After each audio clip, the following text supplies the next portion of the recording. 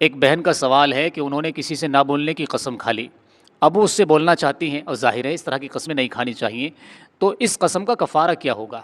یاد رکھ لیجیے ہم بھی اس طرح کی قسمیں کھا لیتے ہیں اور ہم ان قسموں کو توڑ بھی دیتے ہیں اور ہمیں کوئی احساس نہیں ہوتا، ایسا لگتا ہے جیسے ہم نے کوئی گناہ کیا ہی نہیں، چلو یہ تو کہی بات تھی اور گزر گئی تو سو گزر گئی، لیکن ایسا نہیں ہے۔ شریعت میں اگر آپ نے قسم کھائی ہے، آپ اس قسم کو توڑ رہے ہیں تو آپ کے لیے کفارہ دینا ضروری ہے، ورنہ اللہ کی نظر میں آپ گنہگار ہوں گے۔ اب کفارہ کیا ہے اس کا قسم کا؟ یہ ہے 10 مسکینوں کو کھانا کھلانا، یعنی غریب جو بالکل بیچاروں کے پاس جو ہے اگر رہنے کے لیے گھر بھی نہ ہو، بہت زیادہ غریب ہوں، ان کو آپ جو ہے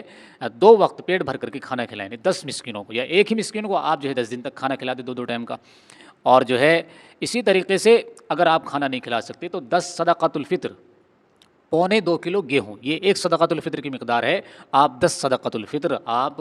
مسکینوں کو دے دیں، آپ چند کو دے دیں یا ایک ہی کو دے دیں۔ اسی طریقے سے دوسرا ہے کہ 10 مسکینوں کو کپڑے پہنانا، یہ تھوڑا مہنگا ہو جاتا ہے، تو پہلا والا ہی صحیح ہے ہمارے لیے کہ آپ 10 مسکینوں کو 2 وقت پیٹ بھر کر کے کھانا کھلا دیں، یا کھانا نہیں کھلا سکتے تو آپ